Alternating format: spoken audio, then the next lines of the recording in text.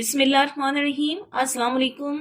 Hopefully viewers आप सब लोग बखैरियत होंगे। तो आज एक और सिंपल और बड़ी ज़बरदस्त मज़े की रेसिपी के साथ आपकी खिदमत में फिर हाजिर हैं। आज हमने अपने किचन में रेडी की है कोकोनट बर्फ़ी या नारियल की बर्फ़ी, और यकीन माने कि सिर्फ 3 मेन इंग्रेडिएंट्स इसमें यूज़ हुए हैं। तो चले चल के देखते हैं कि ये यमी सी बर्फ़ी किस तरीके से बनेगी।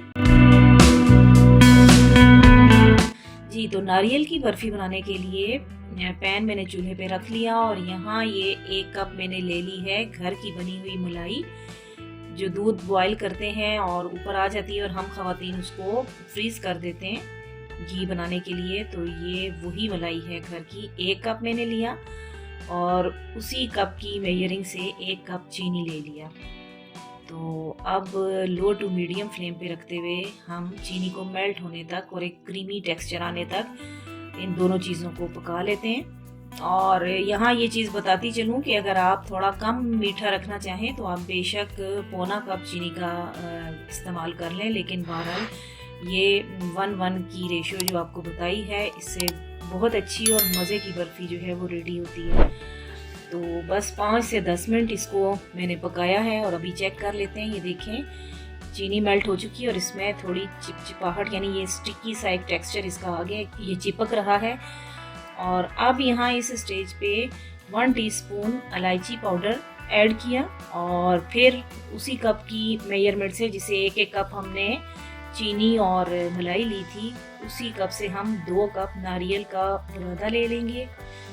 आप फ्रेश नारियल को भी यहाँ यूज़ कर सकते हैं अगर आप खुद से उसको ग्रेट करके यूज़ करें। यहाँ ये ध्यान रखना है कि नारियल फ्रेश होना चाहिए, क्योंकि अगर पुराना नारियल यूज़ करें उसमें कड़वाहट सी आ जाती है और फिर ये सारी मेहनत जो है वो ज़ाया हो जाती है। तो उसको पहले बर्फ़ी बनाने से पहले चेक कर लीजिएगा।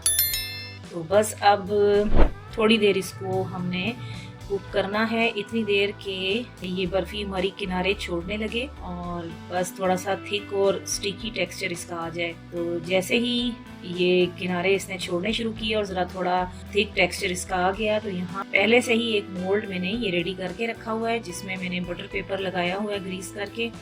उसमें डाल दिया अपना ये बैटर और थोड़ा उसको लेवल किया। और अब यहाँ मेरे पास थोड़ा सा कटा हुआ पिस्ता है, उससे हम इसको डेकोरेट कर लेते हैं, थोड़ा प्रेस कर लेते हैं। और आप इसको थोड़ी देर तो यहीं स्टे देंगे कि टेम्परेचर इसका थोड़ा डाउन हो जाए, और उसके बाद इसको 2 से 3 घंटे आप फ्रिज में रखें, तो ये बड़ी अच्छी सी सेट हो जाएगी। जी व्यूअर्स, तो ये तकरीबन 3 घंटे के बाद इसकी मैं कटिंग करने जा रही हूँ, और अभी हम देख लेते हैं कि ये नारियल की बर्फ़ी हमारी कैसी बनी है। तो बहुत आसानी के साथ देखें मोल्ड में से निकल आई, क्योंकि हमने बटर पेपर लगाया हुआ था। तो बस अब कटिंग आप अपनी मर्जी के मुताबिक कर लें, जिस तरह आपको अच्छा लगे। तो ये मैंने बर्फ़ी की शेप में ही इसकी कटिंग की है, और अब ज़रा इसको देख लेते हैं कि ये कैसी बनी है। तो देखें व्यूअर्स, बहुत सॉफ्ट और बहुत जूसी, मुंह में घुल जाने वाली ये बर्फ़ी बनी है। और यकीन माने कि इतनी आसानी के साथ ये घर में बना लेते हैं हम लोग। तो ज़रूर इस रेसिपी को ट्राई कीजिएगा, और इंशाल्लाह फिर मिलेंगे न्यू वीडियोस में न्यू रेसिपीज़ के साथ। ओके, अल्लाह हाफिज़। Thank you so much.